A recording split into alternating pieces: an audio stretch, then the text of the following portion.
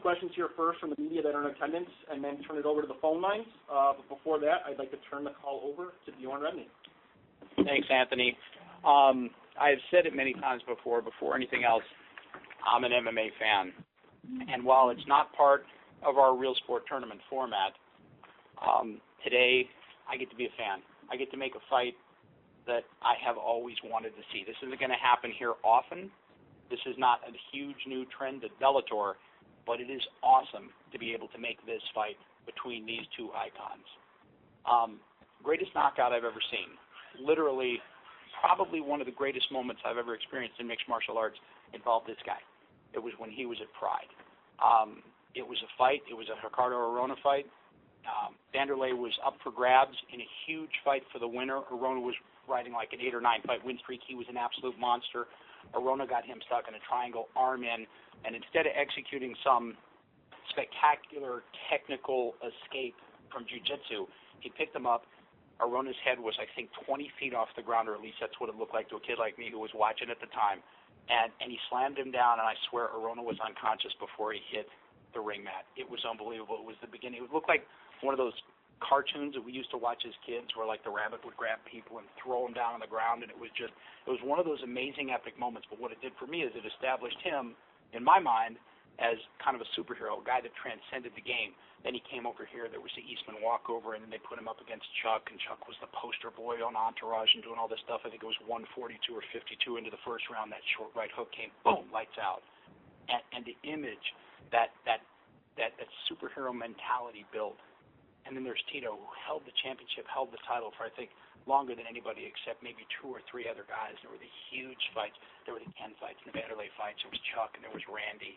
These guys are icons in our sport.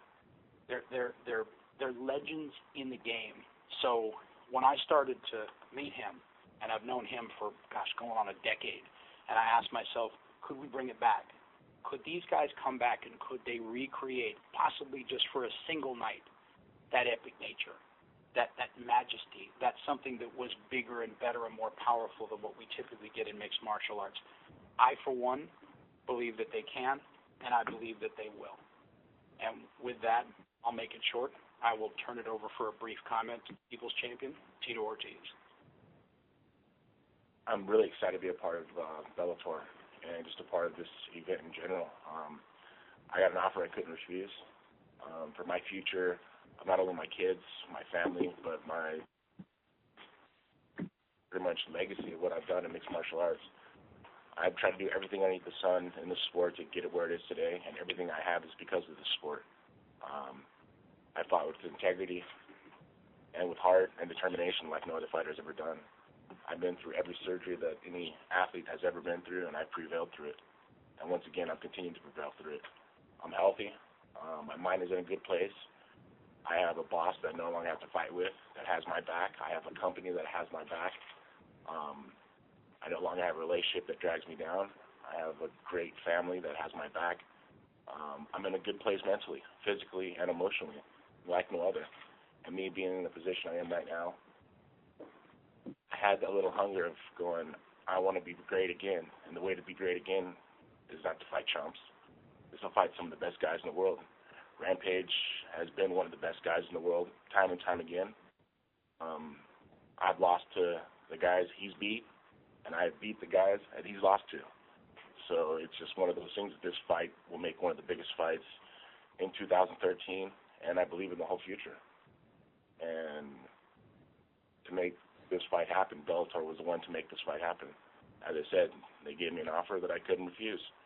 My future is solidified, and I'm happy about it. A company that I used to work for, I had to beg for tickets. I had to beg to be a part of it. And a whole year went by, and I waited, and I no longer can wait anymore. I got to think of the future of my children, and I'm doing this. I mean, I just turned 38 years old, and I feel good. I feel great. I know I've gone through things that many athletes don't come back after. And just because of my positive mindset and the way my body reacts, and thank God the blood that's in me from my parents, that I'm strong, I'm healthy, and I want to fight. Just have a positive environment around you makes your mind in a different place, in a better place. to compete, and to compete with a strong mind. People saw what I did to Ryan Bader. My relationship was on hold for 8 weeks. Never said a word. All I did was train with my kids, train with my kids, train with my kids. That was it. People saw the outcome of the Bader fight. Well, my mind is not set. My back's pushed against the wall, and I'm not supposed to do anything special. I do things very, very special. I do things in a great way. And here with Bellator and against Rampage, November 2nd, I'm going to do something even greater. Everybody will see. Rampage. Well, y'all know I'm happy to be here. Like I said in my last press conference with Bellator, I said once the other fighters hear about how things work over here and the sweet deal I got, that they will be coming over. And, I didn't think Tito would be the first one, you know what I'm saying? Honestly, I was really looking forward to fighting Roy Jones. I was, you know. And but Tito signed with them, and, you know, Bellator has already done so many things for me. They made my dream come true of being a pro wrestler and stuff like that. So I was like, you know what? I'll fight Tito. I didn't even give, you know what I'm saying, any headache or nothing. I said, okay. Tito came over. He signed with Bellator. Hell, I'll fight my first fight. And I wanted my first fight with Bellator to be an MMA fight anyway, because I've been working on a lot of old skills that I forgot about once I got addicted to knocking people out. That's all I was trying to do. And so now I'm just working on everything, and it's good for me to get back into MMA and show the fans that I'm real serious about this comeback. You know, I've been fighting some tough guys, and it's hard to fight the top of the line with the injuries that I've had. So Tito know what I'm talking about. A lot of fighters don't know. A lot of fans don't know what fighters go through. They think all they see is us getting in the cage. They don't know about the training every day, and you have to train with the injuries and stuff like that. And they think, oh, you're making excuses. Like, no, I'm just keeping it real. You know, sometimes you show up to the fight and you're not 100%, but only certain fighters do that. Some fighters, you know, they bitch out. But, you know what I'm saying, fighters like me and Tito, we don't. And this is the thing that you guys don't know. Like, I've been reading a lot of stuff, and me and Tito have been taking a lot of hits from some of the MMA fans, and it's not right for a lot of never will be's and never going to be's to call Tito and I has been. You know what I'm saying? You guys should really smack yourselves for saying stuff like that.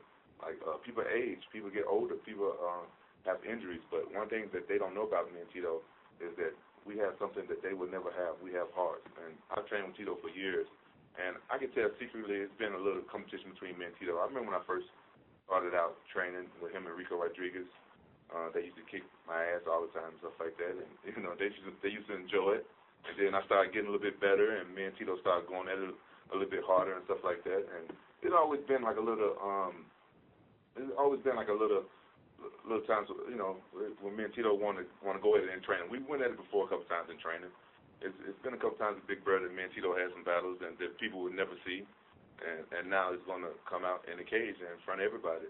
And so, yeah, it's going to be tough fighting a good friend like Tito, you know. But at the end of the day, I trust that Tito wants to put on a good show for the fans, because that's what he is. He's a showman, and I'm a showman. You know, I've been in some of the best shows. I've been in Pride, fighting in front of 80,000 people, and you know, I've been in the UFC and the big shows, and you know, I've done movies, and now I'm doing pro wrestling. You know, I pretend that I'm a comedian. If you guys understand me, I just like to entertain people. Sometimes I do it a little bit too much, but this is what I like to do. Ever since I was a kid, I like to entertain people, and MMA has been getting really boring lately. I know you guys know this. MMA has been really boring for a while, and I'm not with that. You know what I'm saying? I want to liven this sport up. And so I'm honored to fight a guy like Tito, because no matter what, when he steps inside that cage, the animal, he brings it, no matter if it's about 100% or not. But now that Tito and I both understand about the mental game, what you guys will never understand, the other place where we was at, you know what I'm saying, you got to get your mind right. And the mind frame just wasn't right. It's hard to explain. It's just the energy is bad over there. Over here, the energy is good. I'm already like starting my camp right now, and I'm feeling so positive about this fight and about everything else. So if you guys don't believe me that I'm back, watch November 2nd. And I'm not going to do all this talking about all this other stuff. I'm just going to show y'all that night. Then you guys can follow me for the rest of my career and say, damn, Rampage wasn't lying. He's fat. So we'll take a couple questions. All right. My first question is for Bjorn.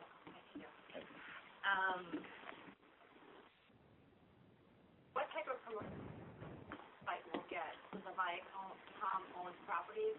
So, for example, will we see commercials for this site on CBS? I think we can expect them on Spike TV at the very least. What type of promotion?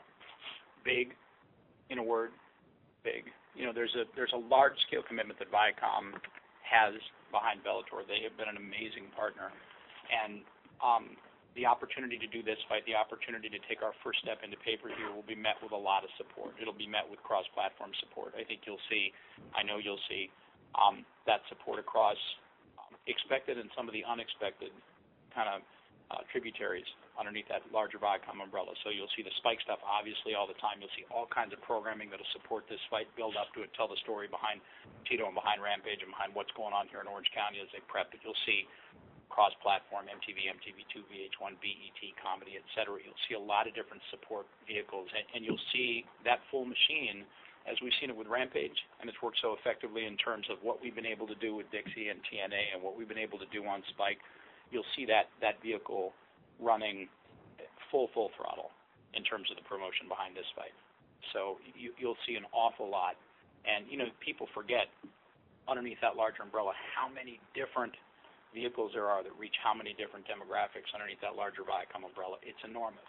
Will it go all the way up to CBS, though? Commercials on CBS? Well, the CBS relationship is one that's a little bit more distant than it was in the past, although there are some small tentacles. I mean, the real that family that we're part of is really that MTV, MTV2, VH1, comedy, BET, you know, CMT, Spike, Paramount, etc. That's where we live.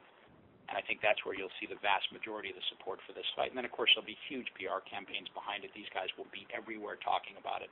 And then over the coming months, we'll be announcing, probably the coming 6 weeks, we'll be announcing the other fights that will be on this show, which will be epic, the best we've ever done. So it'll be huge sport. Can I ask Tito and Rampage a question as well? You guys are both training down in Southern California. Can you just tell me where you're training these days? I mean, I know you own a gym. Yeah, I'm at a Punishment Training Center. I'll be there for the first 6 weeks and then been the last 6 weeks. And Rampage? Yeah, I'll be doing my pre-camp at my gym, Rampage Fitness Academy in Michoacán, but then I'm going down to Rosarito, Mexico to finish up my camp. Where? Rosarito, Mexico. Why? Because I like Mexico. Is there someone down there you're going to train with? I bring whoever I want to come train anywhere with me. I go all over the world and train. But this time I chose Rosarito, Mexico. It's right on the beach. The people are really nice. They got quads. You can ride quads on the beach. You can ride quads on the street. There's senoritas walking around. They got burritos everywhere and taco stands. I'm trying to learn my Spanish. I like Mexico. Got a nice little condo on the beach right there. I can look out the window butt naked and look at the ocean and nobody can see me. I'm like, hey, how y'all doing? I do good. Penis smack on my balcony. Tito, Dave Doyle, MMA Fighting. Just curious, how long did it take for you to kind of come around mentally on the idea of fighting again after you had already kind of resigned yourself to being retired? I think it came when my handcuffs came off me on July 7th. Things started clicking. Which would have been a year after you had finished with UFC. Yes. So does that kind of imply that you've been thinking about this for a while? I've been thinking about it for a long time. I think it was after my last surgery when I bounced back after only a month after surgery. Then I got knee surgery and I bounced back after 3 weeks. I was like, why was my body healing so fast? Then I realized what was around me, all the negative was gone. And that's the positive around me. I was a positive mindset. You could achieve a lot of things. Yes, I got a big head and I got a big brain.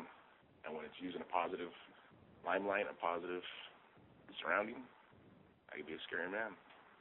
And that's on July 7th, I got a call from Bjorn. The contract was done. July 8th, we came and we met. Dave Thomas brought it in. We sat down. Me and my attorney, George Beijing, we sat down. We hashed it out in, a week? Got it done. I said, me against Rampage.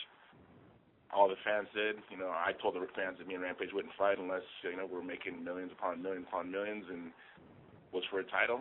I ain't taking no food out of his kid's mouth and vice versa, and we're going to put on a show, and we're going to put on a show. You know, we're going to do it the right way. And I think we're friends still no matter what, but, you know, great friends will make some of the great fights. And I give some respect to Rampage for still calling me as a friend. As the last guy had that pretty much sold out and became two-faced and said we were never friends. I wouldn't be your friend if I said, no, let's not fight. Because, like you said, you got kids, I got kids, Yeah. and it's all about giving the fans what they want. Like, I couldn't be a friend like him. But we do stand to make a lot of money here, but that's not what it's all about. No. I agree with Tito. It's like the positive energy. It's like I'm just excited to be involved with a positive company. But I just want to let you know we can always be friends. Yeah, always. Just November 2nd, we're not going to be friends. No. Later on that night when we drink and have Yeah. yeah. You guys talk to each other prior to when it was announced to fight, like, hey, you know, like, talk like, hey, you know, we're going to fight each other. Well, I was in Japan and Tito was texting me, but I didn't know what he was talking about. But unfortunately, I was in Japan visiting my kids and drunk most of the time. So I was like, it was different times. I'm like, what? I was drinking in a club with a bunch of girls all around. I'm like, what is this guy talking about? What is he? I called him when I get back to America, but I didn't know what he was talking about because honestly, I thought I was fighting Roy Jones. You know what I'm saying? I'm just as shocked as anybody else when I found out, like, oh, Tito signed with Bellator. And my manager told me, I'm like, are you kidding me? He said, no, Tito. And I knew fighters was going to come over when they found out how cool Bellator is and how they know how to treat fighters. I knew it was going to happen, but I didn't know it was going to be this soon. So, I mean, and that's one of the good things, too. Bellator isn't about the brand. They're about making stars and making people as they should be. When we go in there, we kill ourselves, practically. And you want to be a superstar, you got to put in the time, you got to put in the work, and you got to put on good fights. Bellator wants to support those guys to do that. It's not about the brand of Bellator. It's going to always be there. It's about fighters, about making superstars, and Bjorn understands that. And for once, a business understands that. And to have him behind your back by doing that, that's what I always dreamed. That's what I always tried to do. When I first started MMA, that's what I wanted to do, was to spread the word of mixed martial arts. This isn't called UFC. It's called mixed martial arts.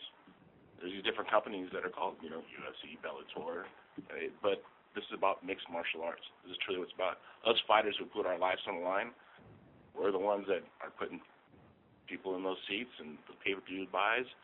We're the ones putting our lives on the line to make that happen. So I think we're the ones that should be getting the most recognition out of anything. And everybody else will just get the rest as it comes in. Now, Bjorn, is this deal similar to Rampage, where big deal starts possibly has options for wrestling and other things like that? Yeah, there will be and are other pieces of Tito's deal that make it more expansive. I mean, like, you know, Tito just said it in kind of in a nutshell, is that we've never been about building this brand. We're about using the brand to help propel the brands of fighters, because the fighters are going to bring this brand along. The brand's not going to bring the fighters along. That's the way it works in every other major sport: football, basketball, baseball. It's superstars that bring those leagues along. The leagues don't bring the superstars along. So he hit it. So Tito and I've known Tito for a long time, and we did some stuff in the entertainment realm together about a decade ago. It was unrelated to mixed martial arts, but there are other pieces to his puzzle as well that you're going to see start to unfold as well, which are great pieces. Some theatrical things that come off of kind of the heels of what he and I did together. I don't know if it was 10 years ago, but 7, 8 years ago. 8 years ago? Yeah, 8 years ago. Just, you know, mechanisms. I mean, if you see action stars today, and you see the guys that are making that transition, you see Randy, who's been working, you know, with us vis-a-vis Fight Master. That's a very natural transition. It's a very seamless transition in terms of consumer understanding, and that's part of a place that I can see both of these guys making that transition. And is there a price point yet for the pay-per-view? Price points will vary depending on the distributor. We'll have $35 price point. There'll be some 40s. Some of the distributors may push it up to 45. It'll be distributor specific in terms of where they're located around the country. Why is that? Pardon me? Why is that? Why is it not one? Because they know. It's very much like our relationships we have with fighters. They're the experts in that field. They understand what their different consumer base is going to be able to withstand and what they're going to want to pay for a certain fighter for a certain event. So we leave it more in the hands of the distributors to make that determination, as opposed to mandating to them or directing them as to exactly what it will be at one singular price point. There are different markets which are hotbeds of mixed martial arts, which have shown a propensity to buy huge numbers. There are others that don't quite buy as much, that we want to fertilize and get to be better mixed martial arts targeted markets. So we've left that in the hands of the distributors to make some of those determinations. And you said 35 to 55 was the price point? 35, I think there's a very high likelihood that we will not exceed the $50 price point. Again, it's going to be in the hands of the distributors, but a lot of it has been around the $35 to $45 price point in terms of what we've been talking about. What's it going to take for this pay-per-view to be a success? Like, how many buys do you guys consider, hey, this is a good deal, we came out of this looking good? This is literally, this is our first foray into this marketplace. So I'm not one who, the same question comes up oftentimes about ratings. What's a rating success? Is 700,000 that we did last week a success? Is it not a success? Is $1 million average a success from last season? I don't typically kind of put the flag down on those and say, hey, we're going to hit this or we're going to do that. And I look at it as an MMA fan. I look at the guy sitting right here to my left and the guy to my right. I recognize who they are. I recognize what their cue scars are and their brand awareness and how people respond to them. I know what's coming up over the next 6 weeks in terms of the other fights that are going to fill out this card, which are epic. I think it'll do well. I always look at it from a simplistic scratch and sniff perspective. I sit around with my goofy buddies that I've been watching fights with for the last 19 years, and I say, would you buy it? Is it something you'd pay for? Would you watch it for free? And it's a simple scratch and sniff market analysis, but it works pretty well. So I think it'll do well. And Tito and Rampage, can you talk about this too? Like, this is their first pay-per-view. This is going to kind of set the tone. Is there added pressure on you guys to, I'm used to fighting under pay-per-views that get over 1 million pay-per-view buys. Fans know what they want to see. When I come out and fight, sometimes I come out and fight injured, sometimes I don't, but I put my life on the line when I come out and fight. My job is to entertain. From Bell 1, actually from when my music starts until I walk out of that cage, it's a show. I'm going to fight with heart. I'm going to fight with determination. I fight like no other. And I go out there and I swing for the fences. My last fight left a bad taste in my mouth, and I thought I won the fight. And when you drop someone twice and you take it down 4 times and you smash their face and they go run out of the cage crying, I don't understand how I lose a fight. But you're only as good as your last fight. And Rampage, he brings in, he about the number 2 guy in the world. And he put on a great show. People are always looking like he's almost going to knock him out. We're still here to fight. We're going to put on a show. I got heart. I want to fight. When I want to fight and I don't have someone behind me just talking smack, it's great to have a boss that's going to have your back, who's going to support you in a great way, have a company that has your back and supports you in a great way. When I have that feeling of graciousness of being here, it makes me want to do it. When I'm sitting there and I have someone barking at me and yelling at me and talking shit the whole time, I don't want to be around that. I don't want to be around this. Negativity just sucks the life out of somebody. I like when I can propel to a better and a greater establishment.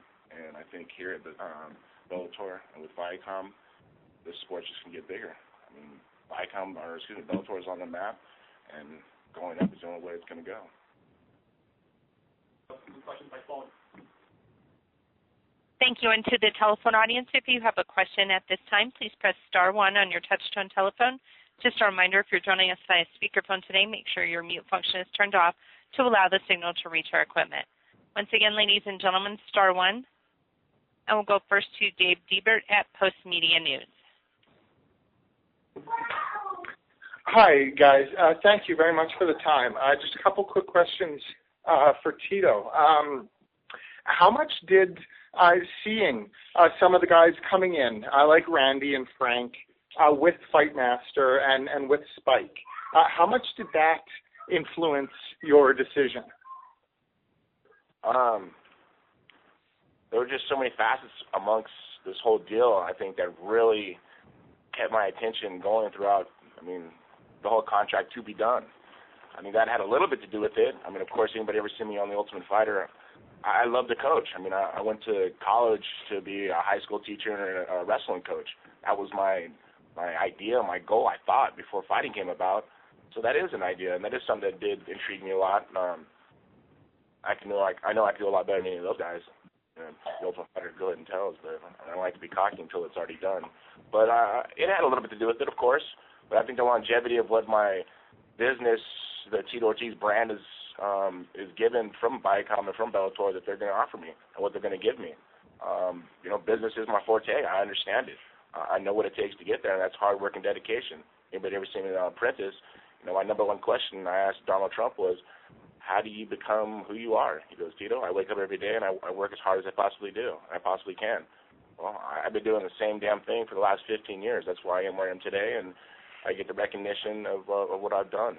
And then when the Fight Master does come about, and then I have an interest in it. Of course I do. Along that same line, what about the past relationship with Spike and maybe some people who are still around the company? Again, was that also something that weighed in your decision to sign?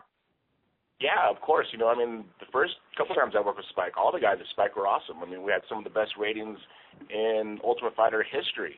When me and Shamrock did it, it was huge. When me and Chuck did it was huge. They just always treat us right over at Spike and always did the right things. And I know that Bjorn's behind this and making this happen even more with Bellator. Up is the only way to go. You've seen a little small thing you did on TNA wrestling. I've always been a big fan of wrestling. People got to understand, professional wrestling is what got me into fighting. What got me into collegiate wrestling in high school. When I walked in the wrestling room in high school, I was like, all right, where's the ring at? Not understanding that there was two totally different sports. Hulk Hogan was a guy I look up to. All of a sudden, I'll be side to side to Hulk Hogan. Is this supposed to happen in my life? Is this everything in life happens for a reason? I believe so, and I'm going to run with it like no other. I have an opportunity like I've never had in my life, and never expect that would happen. And thanks to Bellator and Viacom, this is happening for me. And sky's the limits. And I'm going to shoot for the moon, and maybe I'll land on a star instead. All right. Last one for you. There's been a couple. Dana alluded to it. Stephen Bonner alluded to it. Money issues that you may or may not be having, and that's why you're coming back. How much of this has to do with money? How much of it has to do with competition? How do you feed your children or your family? Well, sure. Got to get paid. Okay. That's really not a problem. My kids are going to get paid either way. I was smart enough to save my money. I invest. And the biggest thing you can invest is some of the people, they don't make much of, that's called land. And I own a lot of it. And I'm smart with my money. And right now it's about making history. It's about making another brand. It's about making a company, that I put my hard work of 15 years into that pretty much just shut me out and turned me down. Now I'm with another one that I'm going to do exactly the same thing with a positive environment around me, where some people who care about me and want to do something great in the sport. And I think the fans and the fighters in general need another opportunity instead of just answering to one man, to be able to have the opportunity to look somewhere else. And let me tell you, Bellator is giving that opportunity to fighters that I've always said from the very beginning about pay, about how they should be treated and so forth. And, Bjorn understands that, and he respects us fighters. And, you see Rampage coming over here. You see Couture coming over here, myself. And I think this is the beginning of many that will come, because people want to be treated right as fighters. We should respect as fighters. And that's what it comes down to. We're the modern-day gladiators, man. You win the crowd, you win your freedom. And I did that a long time ago. Okay. All right. Thanks, Tito. Thanks, you guys. And we'll go next to Karen Bryant at MMA Heat. Thank you for taking the call. I've got a couple of questions. First one is for you, Quentin. A lot of people kind of thought we were getting punked with the talk of Roy Jones, and I know you and I have talked over the years a lot about your desire to box. So how close to reality was that? And, is that something that you and specifically Roy think you can come back around to after the Tito fight? Honestly, I think Tito fucked up that fight. The whole time I was getting ready to prepare for Jones. I was going to get down to 200 pounds. I was already setting up a boxing camp and everything. Then when Tito signed the Bellator, I was like, damn, there goes my Roy Jones fight. But I think I think that the Jones fight will come around eventually after Tito and I fight.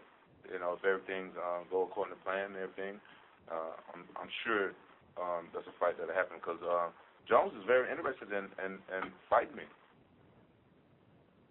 Well, that's good, but there's nobody else that you would consider if Roy doesn't work out? Because certainly, there was also talk about Roy and Anderson, and so was Roy a specific target for other reasons as well?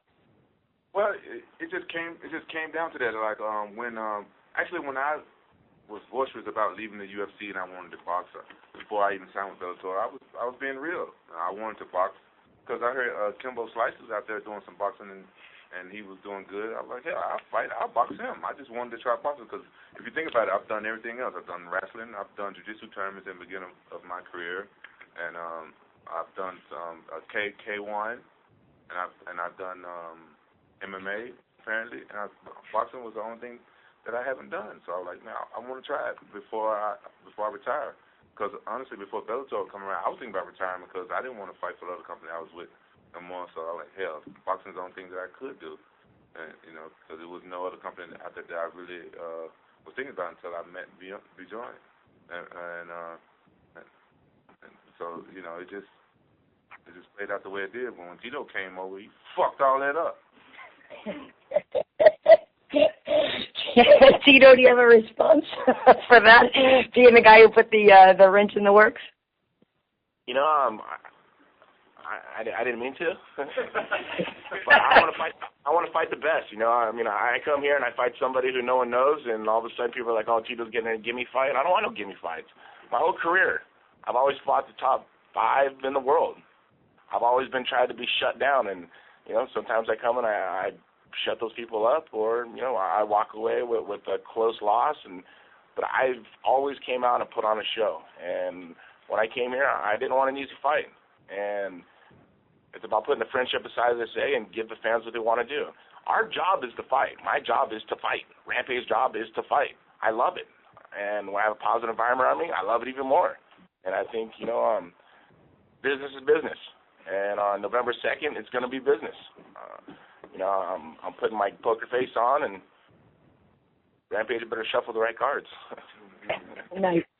And I have one more question for Tito. There's something kind of fun about the idea of you and Rampage fighting, but there's also, the possibility that you guys could have done it as a pro wrestling element. Like, was there ever a consideration of you guys doing it in that way and sort of recreating hyper versions of yourselves and doing it as a pro wrestling match instead? What? How do you do that without pulling a punch? I don't understand that one. Hey, with bad intentions. I know Rampage does the same thing too, so I don't think it could be a wrestling match. And stay tuned to TNA Impact. You never know what you may get. I wouldn't mind being a tag team with Tito on down the line once we it wouldn't be the first time, that's for sure. Oh, no. I wouldn't mind. It's just turned into something totally different. All right, well, guys, thanks a lot. I appreciate it. Hey, now. Oh, your husband here, you got on, I got to watch my mouth in front of him. How did you see that? Our next question is from Alec Goff at onlineworldofwrestling.com. Thank you very much for taking my call. My first question is both for Quentin and Tito. Both of you guys have been with Impact Wrestling. Tito in the past and Quentin over the past few months. My question is, how's the locker room accepted you guys? And then how many of the guys have asked you for advice, considering you guys have been part of the biggest TV events and the biggest pay-per-views? But the guys are really cool with me in the locker room.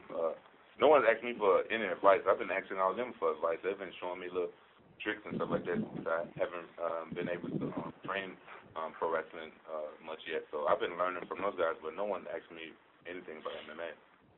Same with me. I mean, all the guys are very respectful towards me, and I respect each and one of those guys. People say professional wrestling's fake. Once you take a couple bumps and you get slammed by a chair a few times, those chairs are, metal. Those guys, you come out, Jeff Hardy, a guy who I've been watching forever, and he's a part of TNA, and that was one of the guys that kept me into UFC. I remember being at WrestleMania, and then the Dudley Brothers and the Hardy Boys, they had a ladder match, and I was like, all right, I think I'll continue fighting because you guys are crazy. But, hey, like I said, it's a thing I've loved since the very beginning. I can remember when I was 6 years old watching, Macho Man Randy Savage and Tito Santana and Hulk Hogan and Andre the Giant. as a kid watching that stuff. Now all of a sudden I'm associated with it. And I'm a part of it. You know, Jeff Jarrett and Hulk Hogan. I mean, TNA wrestling. You know, Dixie Carter's a wonderful woman there who's really embraced us as fighters to come in and make that crossover. I would love to make that crossover. It's just going to take some time to work and do the diligence of being a professional wrestler. And the only way to do that is to practice. If you want to be the best you possibly can in your life, you got to practice at what you love to do. You know what? I got to say this, man. I hate when people talk about pro wrestling and they call it fake and stuff like that. I wonder what they think about action movies. Because these pro wrestlers, they do their own stunts. Exactly. Like most actors, they can't even do their own stunts. I don't understand what this. I mean, it's just that's the respect value that I have for the professional wrestlers, and you know, they came with open arms to me, and they were like stoked, like, wow, we're happy to be that you're a part of this, and I'm like, you guys are happy. I'm happy to be a part of it. And even better than that, Rampage is there. I mean, from the beginning, you got to understand, me and Rampage, we've known each other for 15 years, and when he was over in Pride, and it was just, you got to sell yourself the right way so people either love you or hate you, and we both understood that. Thank God gave us the gifts we have to fight the way we do, and we're the champions that we were and will be. It's going to be exciting. And November 2nd, like I say, we're going to put on a show. This definitely caused a lot of talk. This is a big fight that a lot of people are talking about. Are you kind of disappointed, I guess would be the word, that people aren't talking about the dominant performances of Michael Chandler and Ben Askren at the same show? No, you know, kind of an overabundance of riches. I'm not going to complain about it. Look, there's been a huge amount of talk about this, but, you know, if you've been an MMA fan for the last decade plus, these two guys are, if there was a Mount Rushmore of mixed martial arts, these would be two of the heads that were carved in stone. So, you know, look, I've said many times, I think Michael Chandler's the best lightweight in the world. I think you put him in against any lightweight on earth, he comes out with the W. There's going to be a lot of stone for Tito's head. I think, you know, look, I think Askren put on another Askren-esque performance. But, you know, Chandler's a phenom. Chandler's an absolute monster. And, look, the good news about this is we're going to have these two guys headlining a pay-per-view on November 2nd right here in Southern California. And if everything works out the way I'm hoping, you're going to get to see Chandler on that same pay-per-view. And so you're going to give him an amazing platform, an amazing basis. I mean, we as endemic market MMA fans, we know about Michael Chandler. And now the buzz is he top 3? Is he top 2? Where does he fit into the equation? I know where he fits into the equation. But now you put him on a card with Rampage, you put him on a card with Tito, suddenly you get people looking at it in a completely different light. So it's exciting. It's very exciting. Yeah, these guys stole some of the limelight, but it was limelight nonetheless, and it's all part of a bigger machine and a bigger puzzle. And I think it'll work itself out really nicely November 2nd. When you said Askren's performance, was that in a positive manner, or were you not happy with Askren's performance? No, you know, look, Ben's a puzzle. Ben's a tough puzzle, and you got to, you know, I mean, I've never tried to make excuses for what Ben does. I mean, the essence of mixed martial arts is if you don't like what somebody is doing to you, then you should learn how to stop it. And, you know, look, Ben does that one thing that he does better than anyone in the world. And we have yet to see him do anything other than that because no one's pushed him to do it. It's just the nature of the beast. So, you know, look, it is, it's not for everybody, but it is dominant. I mean, what was punched at 264-3 in that fight?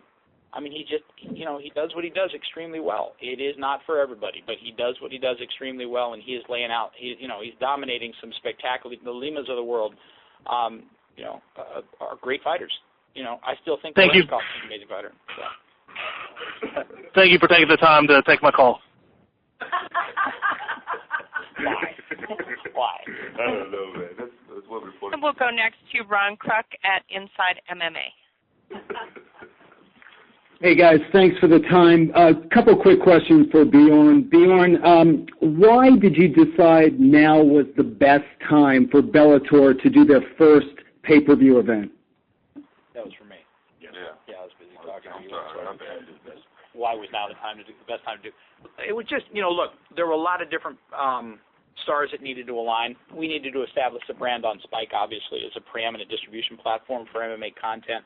We needed to do solid numbers in the first season. There was a lot of thought process and kind of planning that went in with Kevin K. and I, who had Spike, sitting down and strategizing on the right time and the right place. How do you straddle those two kind of parts of that same fence? How do you get huge names on a pay-per-view, and then how do you use that as a catalyst to develop some of the guys that we believe are the best in the world and could beat anybody on earth? How do you create all of that mechanism how do you use the Spike show that we're doing this fall as a precursor, as a barker for months leading up to the first pay-per-view? What dates are available? When's Mayweather fighting? When's the other folks doing a pay-per-view, et cetera, et cetera. So it was a timing element, just sitting down, talking to really smart people and figuring out when that right time was. And it just, all of those stars came together the right way for November 2nd. It's our backyard. I mean, it even feels strange to keep saying it, but it's Rampage versus Tito as the main event on our first pay-per-view. So it's just, it just, everything fit together the right way. It wasn't an impulse decision. It was a decision that, I sat down with the people that I work with, my partners at Spike and Viacom, and a lot of thought went into it, and it was the right time to do it. You've got two pioneers, as you said, fighting in the main event, and you've talked Tito coming out of retirement. With your reality show and the things you have going on, I mean, could we see maybe other names coming out of retirement, especially like Couture or Shamrock? I would love to fight Couture. I ain't gonna lie. Yeah, there you go. Yeah, you know what? You might. I never try to get too far ahead of it in terms of kind of thinking about what's going to come next. And unlike other folks, I never kind of tease what could be. I'm more a fan of kind of solidifying what is. I'm still shocked by the fact that we were able to, with all the conversations that Tito and I had, and the number of meetings we had around this same wood table, and the myriad of conversations I had with his manager, with Dave Thomas, and the months it took to put this whole scenario together. I'm shocked it didn't break. But there's a lot else in the works. I mean, sleeping 4 hours a night and working 7 days a week, 365, you can get a lot accomplished, even when you're simple like me. So, we've got a lot in the works. There's a lot of stuff going on, and I don't know that it is guys who have opted for retirement. There's a lot of different pieces to this puzzle that are going to keep getting unveiled. New guys we're going to develop, Michael Chandler's of the world, the Pat Currans of the world, Alexander Slemenko's, Tito, Rampage, and others that you'll see. It's all starting to move in a great direction. Fighters want to be treated right. They come to Bellator. Can I fight titties on pay-per-view one day? I'll fight them just on Spike. There you go. I'm happy to fight. That's our next Spike show. And we'll go next to Eddie Goldman at No Holds Barred. Thank you very much. Hello, everybody. First of all, congratulations on all these signings. First question is both for Rampage and Tito. You both talked about things like a positive environment at Bellator and that there was bad energy at the previous company you worked for. Can you elaborate a little bit more? Because you guys both seem very, very relaxed during this press conference, and even though you're fighting, there's not a lot of the hype and the stuff that we've seen in other types of events. I think, this is Tito, I think it really comes down to our careers speak for themselves of hype in a fight. People know where we're going to bring it to when it's fight time from the cage, and the positive reinforcement. If we lose, the boss ain't going to sit there and talk smack on us, talk shit on us the whole time, saying how horrible we were and should be retired and this and that. It's just another fight. There's two guys go in there and they fight, and one guy loses, one guy wins. We both put on a show. Every one of my fights I ever fought, I lost one. I put on a show. It was, you could take away a point, could give a point. I would have won. It would have been a different story. But it's just one of those things. You got to embrace the fighters, and I think that's what this truly is about: is embracing the fighters. And Bjorn and Bellator will continue to do that, and did do that. And I think that's why you put this pay-per-view together. And Rampage, you want to comment on that a little bit, please? Well, I agree exactly with what Tito said. It's no secret that we both felt like we've been treated wrongly in the past, and he's exactly right. Like, it's a lot of pressure to put on the fight, especially in America, to win. If you guys could think about it, I come from fighting over in Japan, where it's all about putting on a great show. And you guys maybe forget, like, one of the biggest stars in Japan was Sakuraba, and he was one of the best showmen of all times. He was a pro wrestler, and he came over to MMA, and he put on a great job, and he won a lot of fights, and he lost a few fights, but it was still a show, and Japanese fans, they embraced that. Like, my first fight with Sakuraba, leaving the arena, I never forget this. Some girl gave me an ear job. Even though I lost the fight, she was sucking on my ear. I couldn't believe that. I was feeling really down. Like, man, I lost the fight, but the fans like, no, you fought with samurai spirit. You didn't give up, and I was trying to beat them. I was slamming, and they loved that. And that's something that me and Tito have. When we go and fight, go back and watch some of our fights. We don't fight not to lose. We fight to win. We fight with our hearts and then put on the show. And I think that we should be respected for that. But like my last couple fights, I fought injured, and all I got was ridicule for my head's not in it no more and stuff like that. Like, hell, I could have backed out the fight and ruined the whole card, but no, I didn't. I stayed in like a soldier and I fought. I think I should have been like all he had to do was say thank you for not pulling out and I would have been happy with that, even with the loss. And we have nightmares about our losses and stuff like that. We have to deal with that. We don't need the fans and the promoters to give us crap for losing when it's a 50-50 chance that we was going to lose in the first place. And a question for Bjorn. Bellator has even been using in its logo championship tournaments, the toughest tournament in sports, and things like that. Is having this fight headline a pay-per-view, is that a repositioning of Bellator, or is it sort of an enhancement of where Bellator is at? Maybe you can comment on that, because people have been discussing that. Yep. Hey, Eddie. No, man, I think it's an enhancement. I think it's an enhancement for sure. I mean, look, the bottom line is that the cornerstone of what makes us different, our point of difference is that we're real sports competition. And when it boils down to world title fights, when it boils down to crowning our champion at 170 or 55 or 45 or 35 or whatever the weight class, guys are going to earn the right to fight for that championship, and they're going to have to beat the champion. It is the toughest tournament in sports. It's real sports competition. We're not sitting around waiting for some wrestler to lose 2 fights straight and then embark his way into a 205 world title fight. That's just not the essence of what we do. But it never meant, and you and I have talked about it, I think last time I was in New York when we did the Mo announcement for Impact, is doesn't mean that we can't do great things. It doesn't mean that we can't do special events like this that light that bulb for fans or that get people excited about a big fight. Doesn't mean we can't put on a spectacular fight that has the essence of matchmaking behind it. It just means that when you're talking about the cornerstone of how we build out our champions, it's still going to be based on that tournament. It's still going to be based on that objectivity, that real sports format.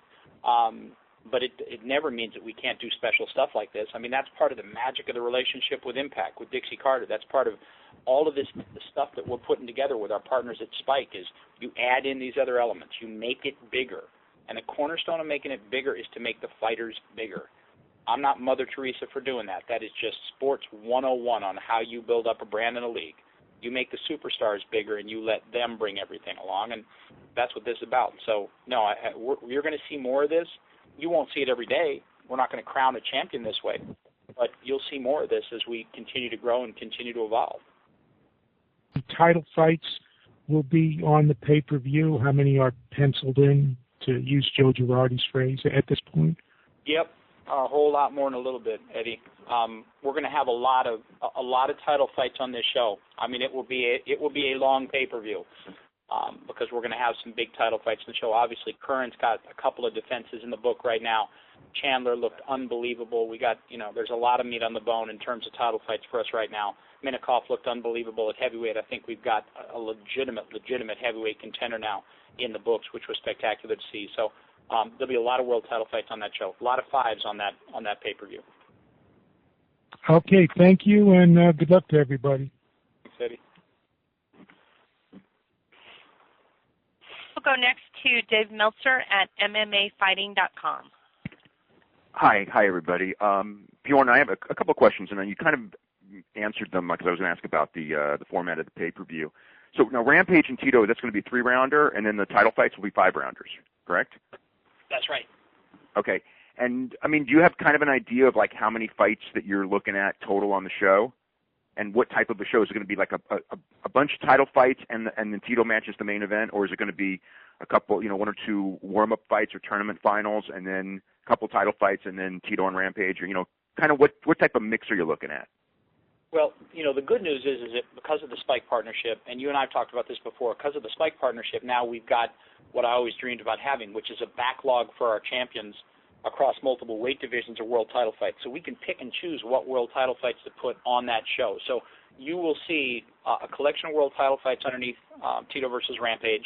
You may see another special fight to kind of kick it off, probably looking at 5 fights on the pay-per-view. Kevin and I have got to go through the numbers and work through the dynamics, but you'll either see a 2-hour or a 1-hour pre-show on Spike to build up to the pay-per-view on November 2nd. So, there will be our best names, our best fighters, and like I said, a lot of world title fights on the show, which is great. We've finally got that mechanism set in place where we can deliver to our champions repetitive defenses, and that's what I always dreamed about having, and the Spike partnership's given it to me. So it's exciting to be able to kind of pick and choose the best fights that you can put on that show.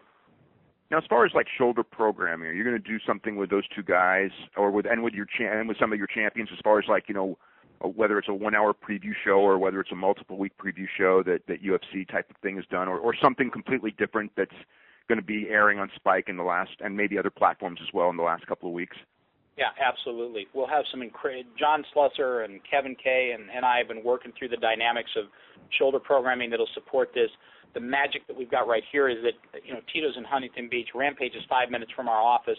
Production company can plant themselves here and track these guys every step of the way in terms of leading right up to this fight. They're both here, and some of the greatest MMA gyms in the whole country are right here. So you'll see a lot of back and forth. I don't want to characterize it as 24/7-esque, but that's kind of the genesis of it, is the lead up to this incredible fight, what these guys are doing in terms of preparation, et cetera, the behind-the-scenes look at them getting ready for this fight. And you'll also see our other fighters. You'll also see, the co-main event and the third fight and the fourth fight in terms of what they're doing to get ready for these fights as well. So there'll be a lot of shoulder programming leading up to this to give people really an inside view of what's to come November 2nd. And from the pro wrestling standpoint, Rampage appears pretty much weekly, and how long can he do that as far as before the fight? Is he going to take some time off from there, or is he going to remain? And with Tito, how extensively, and is their storyline for this fight going to be part of the pro wrestling storyline, or is what they do in pro wrestling, whatever that turns out to be, going to be totally different from what you're doing with this fight? No, that's part of the magic of what we're doing right here, and that's part of what makes this partnership so cool and so unlike anything I've ever been part of in terms of television, is that literally I sit down and Dixie and I get on the phone with Kevin, and we sit down and we strategize on how we want to do it. How can we make Tito and Rampage bigger? How can we create synergy between them? How can we try to introduce some of those TNA Impact fans to MMA who might not have made that jump yet? That's part of the magic of this. If we're going to keep building this sport and we're going to make it bigger and bigger and bigger, we've got to bring more fans into it. We can't be protective in terms of saying, well, this is our MMA demo and this is the only way we're going to do it. We've got to bring people into it who otherwise might not watch it.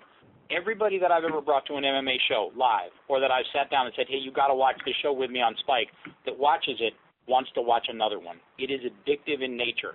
So if you can bring people to it, vis-a-vis having an amazing partnership like I've got with Dixie, or what Kevin and Dixie and I are doing together, and the build out of the storyline between Rampage and Tito, that's magic in a bottle. That's what this sport needs. That's what we need as fans of the sport to be able to build it. So you're going to see a lot of that. You're going to see a lot of build out on TNA Impact. You're going to see, I think, you can see Tito this Thursday on Impact again with Rampage.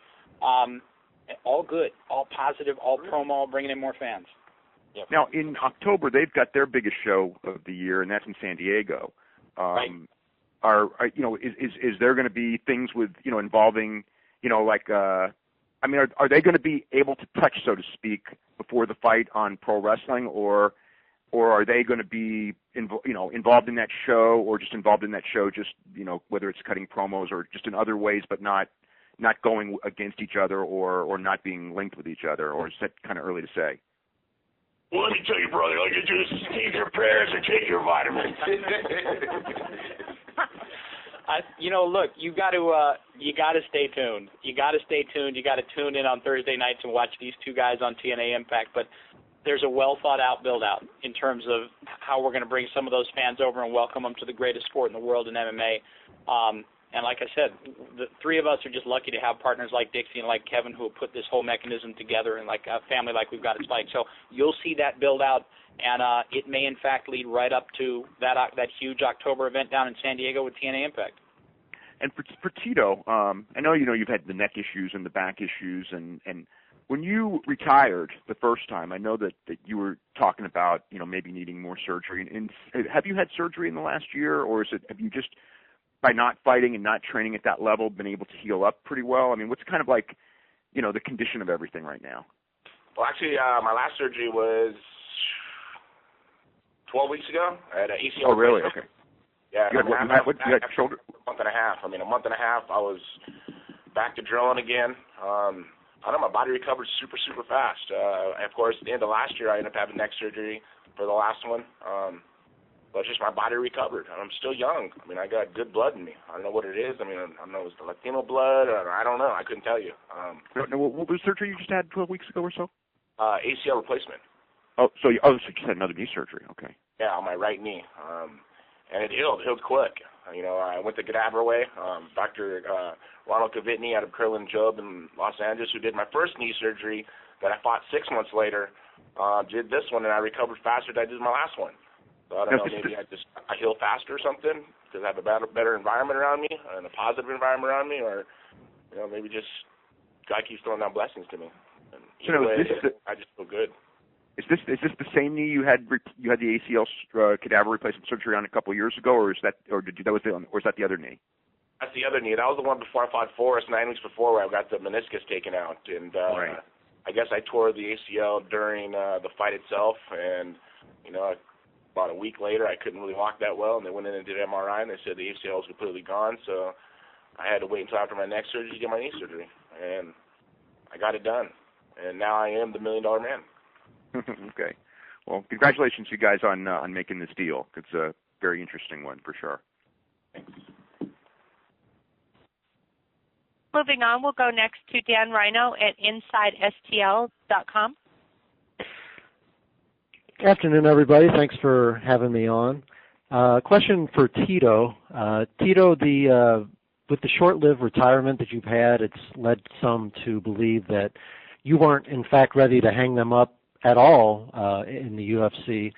Do you feel like you were overly coerced into retiring by the UFC, or was it just a sour taste in your mouth after the Forrest Griffin decision, the need to go out on a win for your legacy? What was it that made you want to come back so quickly?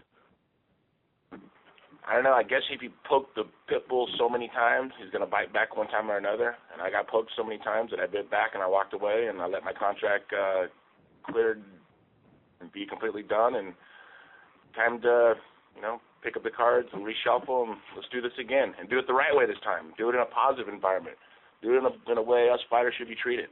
And, I could only handle so much. I could only be torn down so much.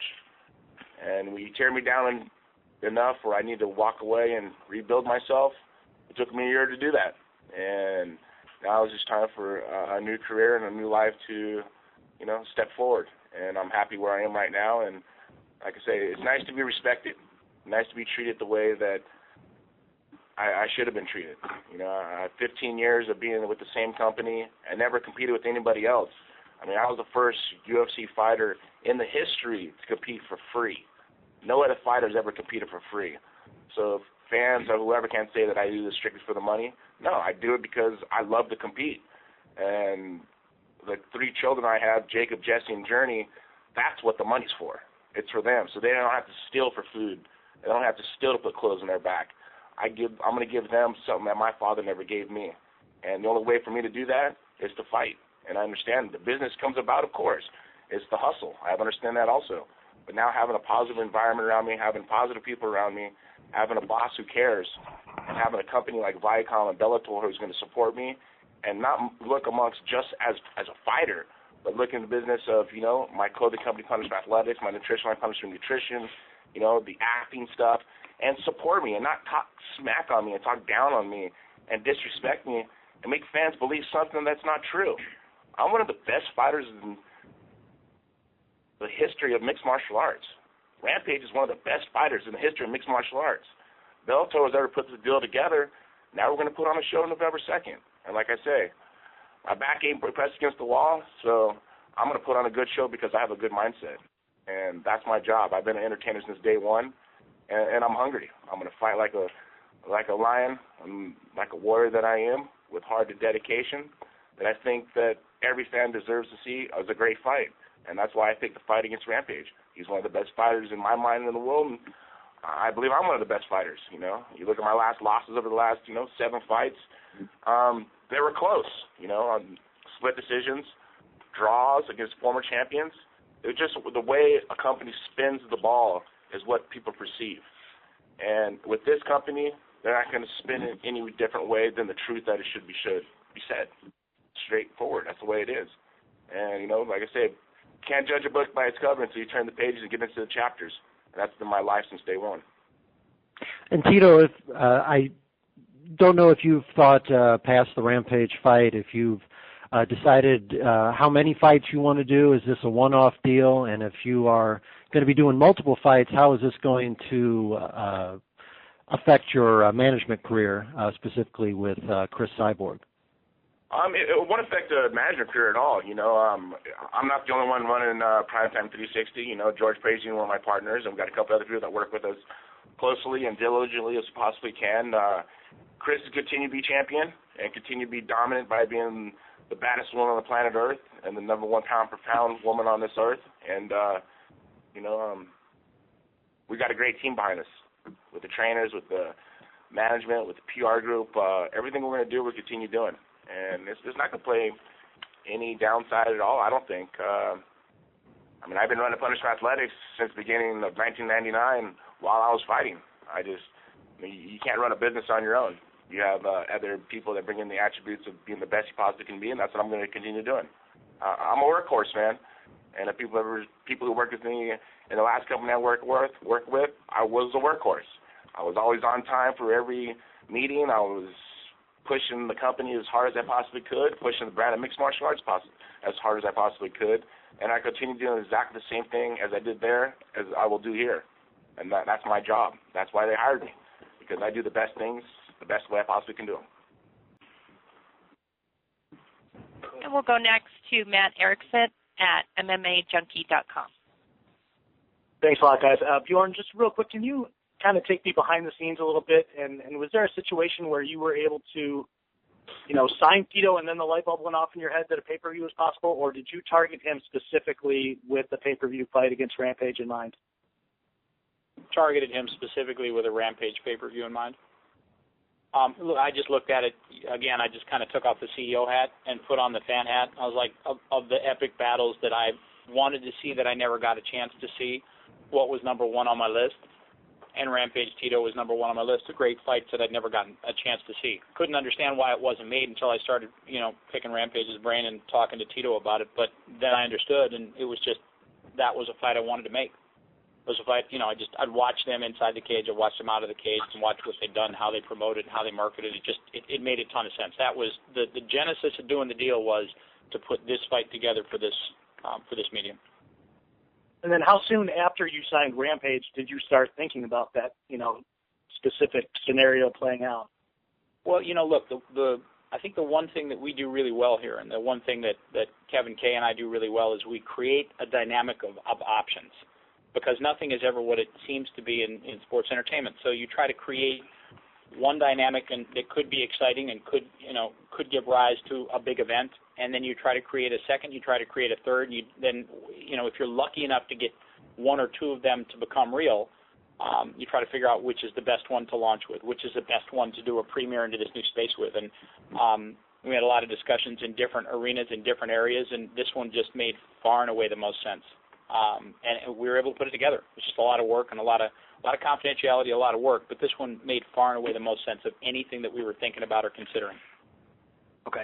And then are you guys kind of waiting to see how this first one works out before deciding on, whether you'll venture back into the pay-per-view market, perhaps next season, or is this something that you guys think already that you'll be able to do once per season or twice per season or something like that? Well, we'll see. You know what? The one thing that I've always said about pay-per-view is that you can't force-feed pay-per-views down people's throats month in and month out. You can't do it as a repetitive vehicle. We're a free TV mechanism and a free TV business. Our partnership and our alliances with Spike, and when incredible opportunities come up for us, and I sit down with our partners and we have the opportunity to do Tito versus Rampage, or we have the opportunity to do another huge fight that as an MMA fan you look at and you go, whoa, that's great. I would love to watch that. We will probably jump back into the pay-per-view arena, but it's not going to be one of those things where every single month, do or die, we keep putting it out same time, same place, same channel, where we don't necessarily have, or someone else doesn't necessarily have the fighters to fuel it the way that a premium purchase should be fueled. So we'll get back into it when the timing's right and we've got the right fighters. Pay-per-views are about great fights between great fighters. Pay-per-view is not about just sending it out there into space and saying, hey, give me $45 or $50 your hard-earned money. So we'll be back in it, but we'll be back in it when the time's right to be back in it. Great. Appreciate it, Bjorn. Thanks a bunch. Sure. We'll take one more question. And that will be from Jason Floyd at the... Hey guys, thanks for taking my call. First off, Bjorn, will this be a light heavyweight fight or will it be a catchweight bout? 205, light heavyweight bout. Also, you mentioned about Michael Chandler, and is there an opponent you have in mind with him? Is it Dave Jansen or is it somebody else? Well, we'll see. We'll see. I like Michael Chandler's chances against anybody on the face of the earth, but we'll see. Given what we were able to see against Rickles, given that explosive tornado that we saw for however many 40 seconds that lasted, that lightweight world title fight lasted, I can't wait to get Mike back in there. He sure isn't getting paid by the hour. And I'm excited to see him fight. We'll see who he may be fighting in I think, relatively short order. Also, for Tito, you mentioned earlier that Bellator made an offer that you could not refuse. Could you go into detail of why this offer was out there that you couldn't refuse it? I'm sitting right here, and I'm fighting against one of my best friends, so that's a pretty offer that you couldn't refuse. That's about the extent of it. I'll get into it. I don't have nothing to worry about anymore. Happy. I'm very happy. All right, thanks, guys. Thanks for the answers.